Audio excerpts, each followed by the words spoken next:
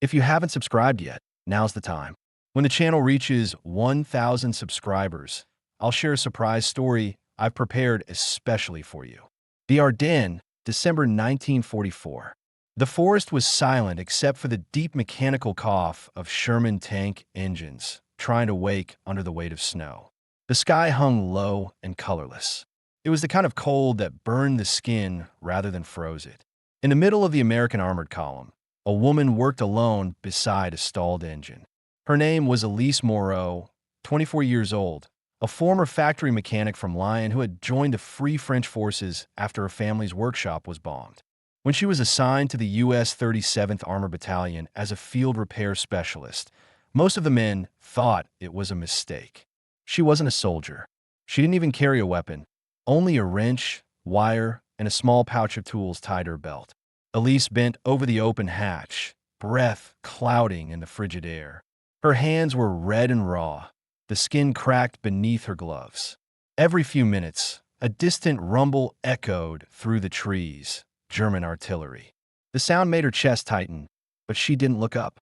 Fear had become part of her routine, like the noise of the engines or the weight of oil on her sleeves. The tank's ignition circuit was frozen again. The fuel lines were stiff, refusing to deliver spark. She knew the men would blame her if another one failed to start in combat. A group of soldiers stood near a camp stove watching her. One of them, a lieutenant with a scarf wrapped high around his face, shook his head.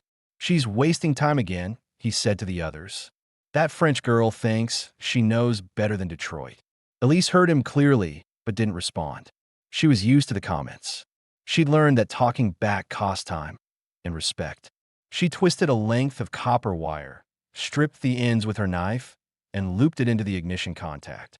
The fix was crude, even by her standards, but she'd seen this trick work in frozen farm trucks back home. It bypassed the switch and sent current straight to the starter coil. It wasn't elegant, but it worked. That was when Sergeant Daniel Rowe walked past her tent flap. He was a tall man with a burned left cheek, the scar running down into his collar. He didn't speak much. Rumors said he'd been caught in a tank fire in North Africa and refused discharge. Now, he led one of the crews, the kind who did their job without complaint. He stopped for a moment, watching Elise work, his gloved hands tightening around a mug of black coffee. "Won't that fry the system?" he asked quietly. His voice was steady, low, as if he wasn't trying to embarrass her. "Just understand." "Not if you know what you're doing," Elise replied, not looking up. Her tone was firm, but not defensive. "The wiring's weak. Cold makes the metal brittle. This will bridge the circuit." Rowe nodded once and walked off. The others laughed. By nightfall, the camp lights were dimmed for blackout. Snow piled on the tarps covering the tanks. Elise sat beside a small heater inside the repair tent, her fingers trembling from exhaustion. She wasn't sure why she cared so much about proving herself. Maybe because every tank that broke down reminded her of the workshop in Lyon, where her father had taught her to fix things before he died in an air raid. Maybe because, in a war built by men, fixing something with her own hands felt like the only way to fight back. The silence broke with a deep, rolling boom in the distance. Artillery again, closer this time. The canvas roof shuddered from the shockwave. Voices outside shouted orders. Elise stood up, heart racing. She pulled on her coat and ran into the open air, where soldiers were scrambling to start the tanks. Engines coughed, sputtered, then died one after another. Panic rippled through the camp, but the one she had wired earlier roared to life instantly. Its engine growled strong, steady, cutting through the snow-filled wind like a heartbeat. The crew inside looked out at her, eyes wide. Elise didn't have time to explain. She jumped onto the side of the tank and shouted to the next crew to copy her fix. Her voice cracked from the cold, but urgency gave her strength. "Do it exactly like this. Wire the contact directly. Forget the switch." Men hesitated. Some obeyed. Some didn't. The sound of shells ripping through the forest made the decision for them. Rowe ran past her again, this time shouting over the noise. "Get down, mechanic," he ordered, grabbing her arm as dirt sprayed up behind them from an impact. But Elise pulled free. She pointed toward the tanks, still working, still alive. "They'll move now," she said. "They'll make it out." For a moment, Their eyes met through the falling snow, hers sharp with fear and resolve, his filled with something harder to name. Respect, maybe, or disbelief that someone could stay that calm under fire. When the barrage stopped, smoke drifted between the trees. The unit was still intact. Every tank Elise had touched was still running. The others, unmodified, had stalled and been abandoned. That night, the lieutenant who mocked her avoided her gaze. The soldiers who'd laughed earlier brought her a plate of rations and left it without a word. No one said, "Thank you." They didn't have to. Elise sat on a wooden crate outside her tent, staring at the glowing horizon where shells still burned faintly. Her hands shook, not from cold this time, but from the delayed weight of what had happened. She'd saved them, every one of them, because she'd trusted her instincts. Yet the victory felt small and heavy at once. She wondered how many more times she'd have to prove she belonged here. Behind her, footsteps approached. It was Roe again. He didn't say anything, just placed a cigarette on the crate beside her, lit his own, and stood there in silence. The only sound was the faint crackle of the match and the distant groan of tanks cooling in the night. For the first time since she joined the unit, Elise didn't feel alone. The next morning, the forest was gray and lifeless. A thin fog drifted between the trees like smoke from a dying fire. Elise Moreau woke before dawn, her body sore from the night's cold, her ears still ringing from the bombardment. She didn't remember sleeping. Around her, the camp was quiet, too quiet for a frontline position.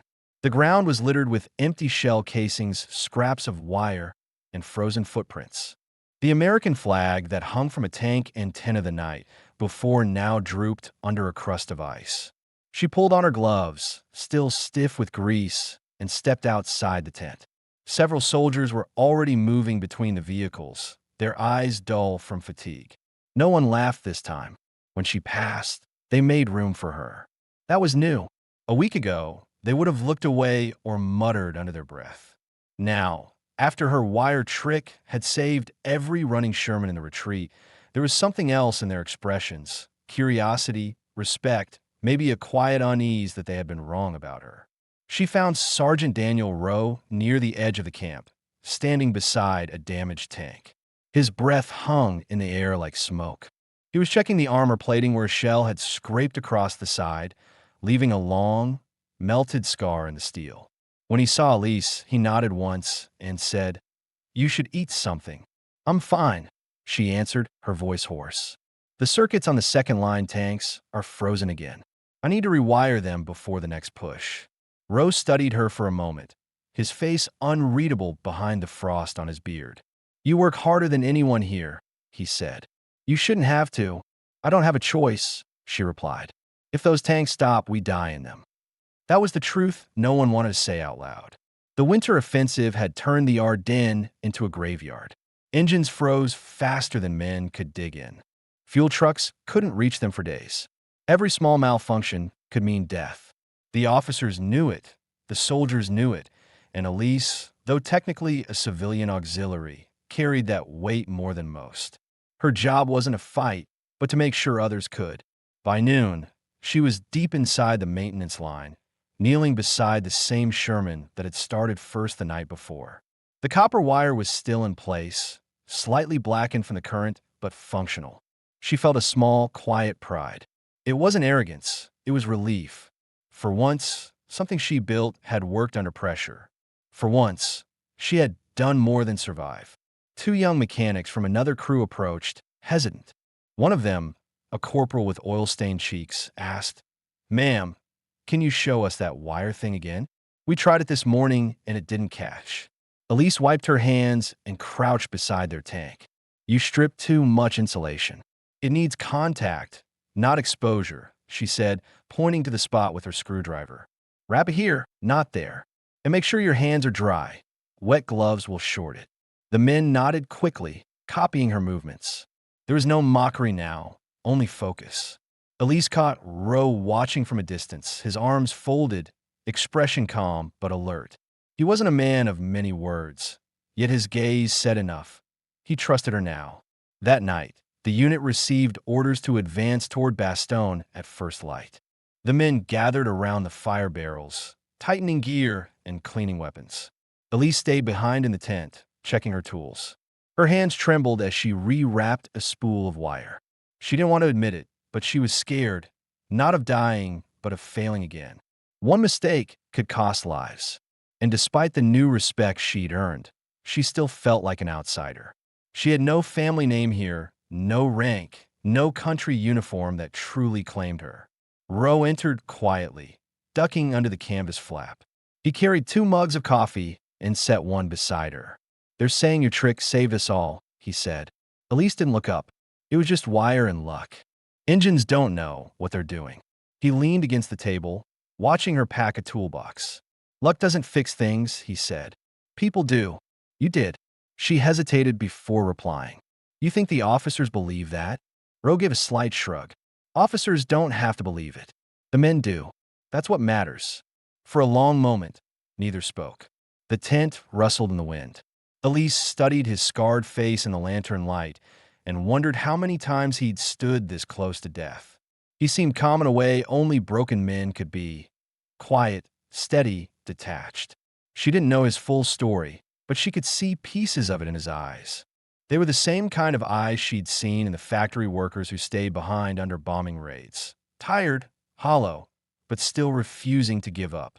When dawn came, Elise stood beside the tanks as the engines rumbled to life. She listened to each one start, one after another, smooth, reliable. Her chest swelled with something she hadn't felt since before the war: confidence. As the column began to move, Roe's tank rolled past her. He leaned out of the hatch, snow crusted on his shoulders, and gave a brief nod. It wasn't a goodbye or a salute, it was acknowledgement. She returned it, raising her gloved hand slightly. The engines drowned everything else. As the last vehicle disappeared through the trees, Elise turned back toward the tent. The smoke from the fires mixed with the fog, blurring the edges of the camp. For the first time, she realized she didn't feel like an intruder anymore. She belonged to this place, not because she was accepted, but because she'd earned it. Still, as she picked up a wrench and faced another long day of repairs, she couldn't shake one question from her mind. How many of them will come back this time? She didn't let the thought linger. There was always another engine waiting. The next day, the column moved through a stretch of frozen forest that looked like it had never seen sunlight. The tanks advanced slowly, engines grumbling under the weight of snow and ice. Elise rode in the back of a supply truck, her tools secured beside her. The air smelled of metal, fuel, and pine. Every now and then, a distant explosion reminded them how close they were to the front. She tried to keep her thoughts steady, but each sound sent a cold tremor down her spine. It wasn't death she feared anymore. It was failing the men who now depended on her. When the convoy halted to refuel, she climbed down and began checking each tank. Her fingers were stiff from the cold, her nails blackened with grease.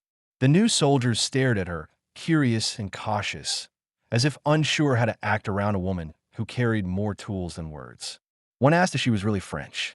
She nodded, saying only "Lion." Another asked how long she'd been with the unit. "Since St. Lo," she answered, tightening a bolt without looking up. That was enough to silence them. Everyone knew what St. Lo meant: a graveyard of machines and men. Sergeant Rowe appeared behind her, cigarette in hand. The sharp scent of tobacco cut through the diesel fumes. He said nothing at first, just watched as she worked. She could sense his quiet presence like heat against her back. When she finally turned, she noticed the fatigue in his eyes, the stiffness in his movements. He hadn't rested either. "They trust you now," he said, flicking ash into the snow. Elise gave a faint, tired smile. "Trust isn't what I wanted. Just a chance to work without being laughed at." "You've got both now," he said, then paused. "You earned them." That night, the men set up camp near an abandoned farmhouse. The sky glowed faintly from the fires miles away. Snow fell in slow, steady flakes, covering the tracks of the tanks like the war was trying to erase itself. Elise stayed near the maintenance tent, cleaning a frozen fuel line by lamplight. She didn't notice Roe approaching until he set down a can of rations beside her. "Eat," he said. She nodded, breaking the silence. "Why are you still here, Sergeant? You could have been sent home." You've done your part. Roe sat on an overturned crate, his expression flat but not cold. Because I was on fire once, he said. Inside a tank. 2 of my crew didn't get out. I did. They called it luck. I called it something worse. I figured if I kept fighting, maybe it'd mean something. Elise looked at him, unsure what to say. The flicker of the lamp cast uneven shadows across his burned cheek. He didn't flinch under it anymore. It had become part of him. She realized then that the war hadn't only taken lives. It had reshaped the ones left behind. She said quietly, "Luck isn't something you ask for. It's something you survive." Roe gave a short nod, eyes fixed on the ground. Guess we've both had enough of that. For a while, neither spoke. The muffled thud of distant artillery pulsed through the ground. Somewhere in the dark, a soldier cursed as a tent pole collapsed. Elise leaned back against the tank's side, feeling the cold steel through her coat. She thought about Lion, about her brother, about the smell of oil and bread from the bakery next door. Those memories used to hurt. Now they just felt far away, like someone else's life. When the bombardment began again, it came without warning. A single whine, then a crash that sent snow and dirt raining over them. Roe was already on his feet, shouting orders to the crews. Elise grabbed her tools and ran toward a stalled tank that refused to start. The crew was panicking, yelling over the noise. "It's dead. Battery shot," one shouted. "Move," she ordered, pushing through them. The air was filled with dust and cordite, but she focused on the task. Her fingers found the wiring beneath the panel. She stripped the ends with her knife, connected the copper manually, and prayed she had enough current left in the line. Another shell exploded nearby, throwing her against the hull. Her ears rang, vision blurred, but she didn't stop. When she turned the switch, the engine roared to life. "Go," she screamed. The tank lurched forward, treads tearing through snow. Roe appeared beside her, covered in ash, motioning her to take cover. Together they ducked behind the wreck of another vehicle as shells fell closer. When the bombardment finally stopped, the world felt muted, distant. Smoke drifted through the clearing, mingling with falling snow. Elise realized her hands were bleeding, her glove torn where the copper had sliced through. Roe noticed too, pulling a strip of bandage from his kit and wrapping it around her palm. "You could have been killed," he said, his voice rough. "So could you," she answered softly. They sat in silence for a long while, the glow of fires flickering off the ruined tanks around them. For the first time, Elise felt the full exhaustion of the past days settle in, not just in her body, but in her mind. The fear, the noise, the endless tension. And yet, somewhere in all of it, there was also calm, the kind that comes when you stop running from the inevitable. Roe finally stood, offering her his hand. "Come on," he said. "You've done enough for one night." Elise hesitated, then took it. His grip was firm, steady. As they walked back toward camp, the snow fell thicker, covering the scars of battle almost instantly. For the first time since she'd joined the unit, she felt she was walking beside someone who truly saw her.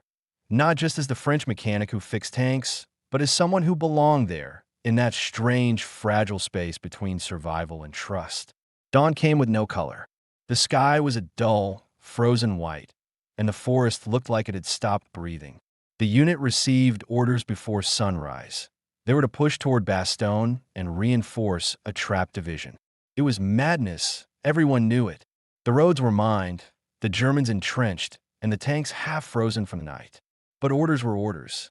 Elise Moreau stood beside the line of Shermans, her face pale from exhaustion and cold, her bandaged hands stiff around a wrench. The men were preparing for what most assumed would be their last advance. She walked along the column, inspecting each vehicle, checking the ignition wires she had repaired the night before. A few of the soldiers saluted her, not out of protocol, but out of quiet respect. They knew she'd saved them more than once now. The newcomers, who had arrived 2 days earlier, whispered when they saw her. A woman mechanic? In a frontline unit? But the veterans didn't explain. They just said, "You'll see." Sergeant Daniel Rowe climbed into his tank, the Montana Belle, his crew silent as they prepared for departure. He had refused promotion months ago. "I'm not leading anyone anymore," he'd said, and no one argued. But now he was the one every man looked at when the commander's voice came over the radio. Elise, Roe called from the hatch. She turned. You don't have to go with us. Stay with the rear convoy.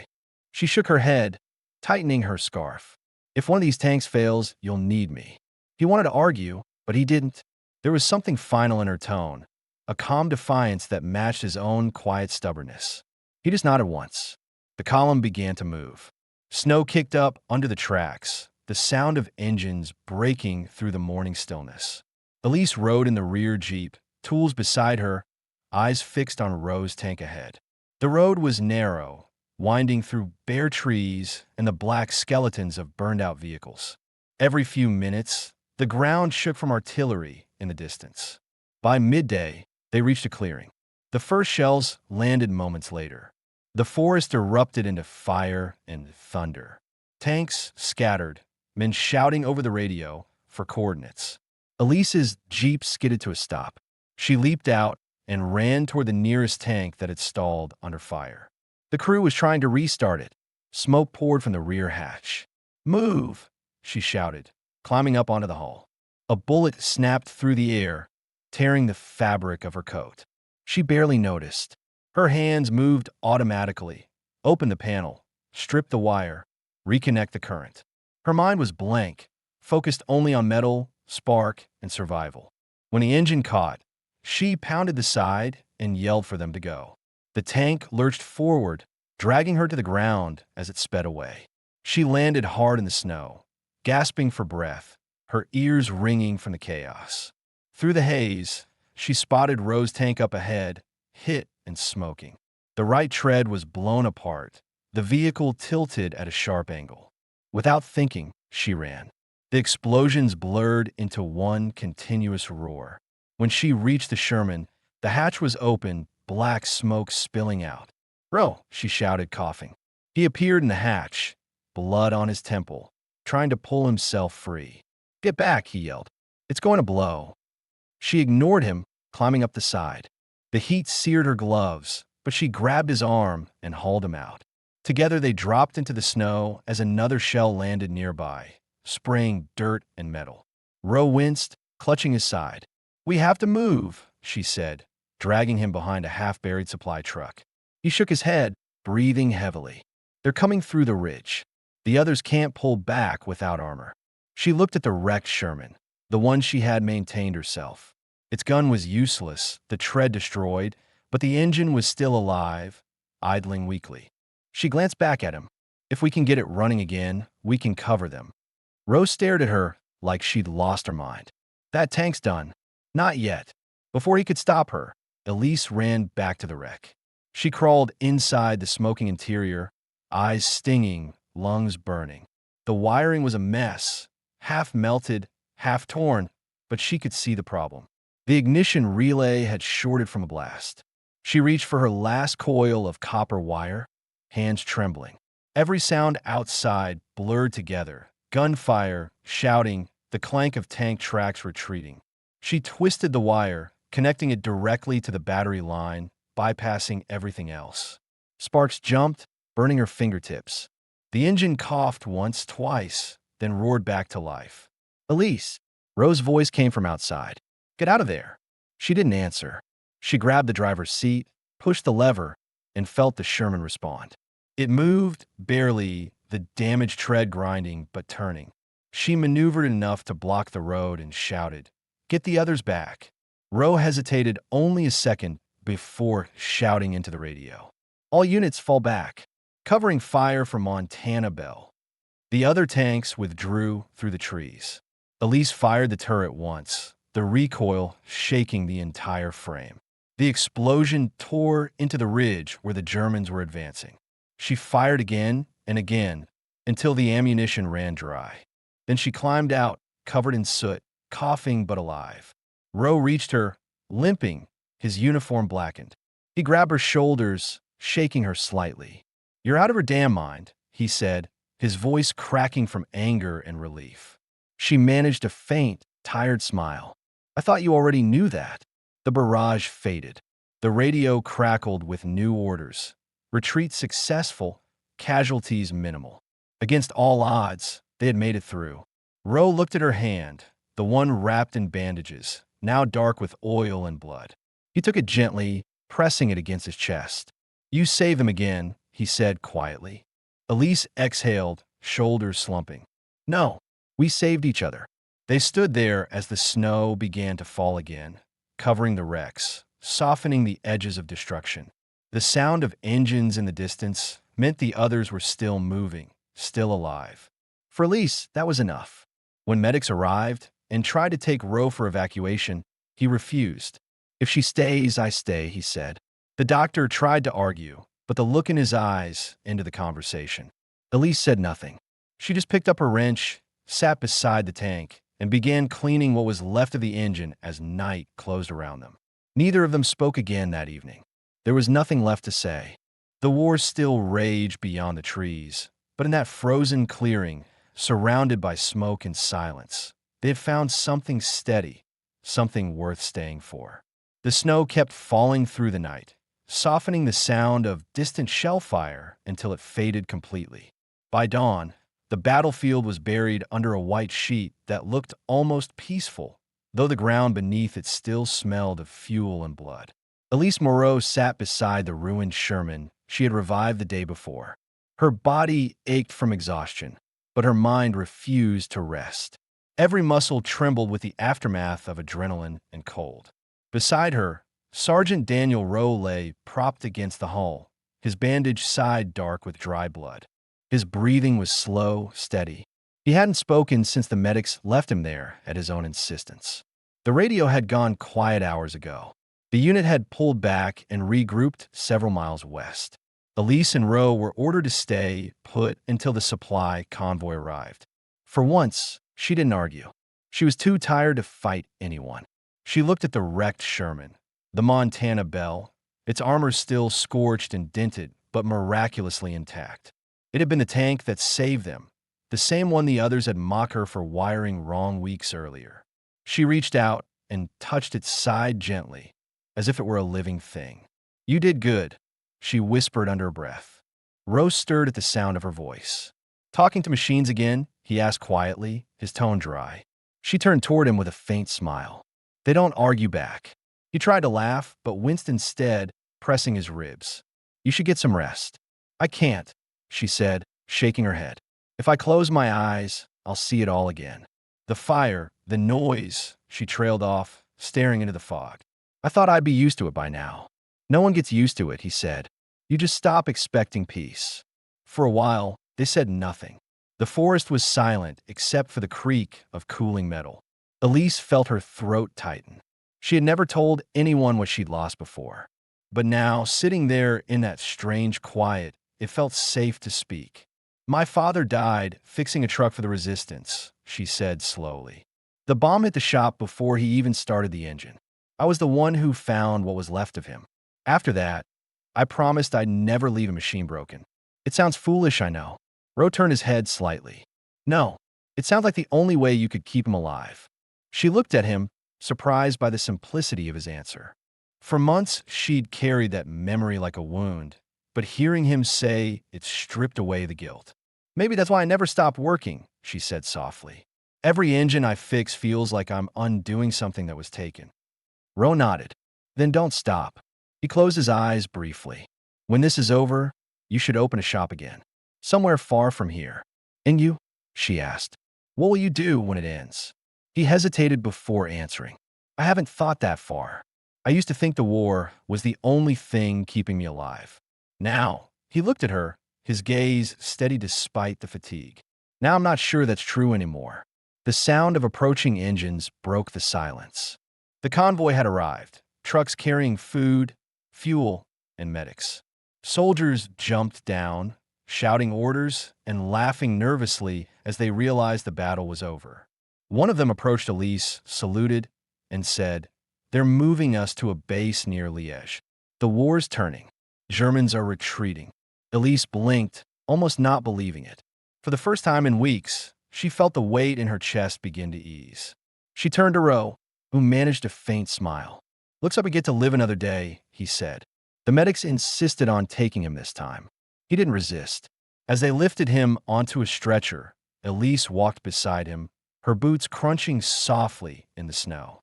He reached out, his fingers brushing hers for a moment. "Don't disappear," he said quietly. "I won't," she promised. 2 weeks later, the war in their sector ended. The front collapsed, and the 37th Armored was sent back from the line. Elise was reassigned to a depot near Reims, where she repaired civilian trucks and recovered tanks. Her days became quieter, still filled with noise and grease, but not with fear. Each morning she looked out at the rows of vehicles waiting to be fixed and felt something she hadn't in years: purpose without panic. When spring came, she received a letter. The handwriting was shaky but familiar. It was from Ro. He wrote from a hospital in England, saying his wounds were healing, that he missed the sound of the engines and the smell of the cold. At the end, he had written one sentence that made her smile. "You once said you'd never leave a machine broken. I'm not a machine, but I'm asking for repairs." Months later, when she finally saw him again, it was in a quiet town outside Paris. The war had ended. The trains were running again, and the sky was clear for the first time in years. She waited near a depot gate, holding her toolbox, wearing a clean blue coverall. When Ro appeared, walking slowly with a cane, she didn't say anything. Neither did he. He just walked up to her, and they stood there, facing each other, the world around them beginning to heal. He glanced at the old wrench in her hand and said, "You still fixing things?" She smiled faintly. "Only the ones worth keeping." He took her hand then, firm and certain, and together they turned toward the open road beyond the depot. The tanks, the war, the cold, they were behind them now. What waited ahead wasn't peace in the grand sense, but it was enough: a workshop, a quiet home, maybe the sound of laughter instead of engines. For the first time, Elise felt she could stop running. The war had taken everything that once defined her, but in its place, it had given her one thing she never expected: a reason to stay.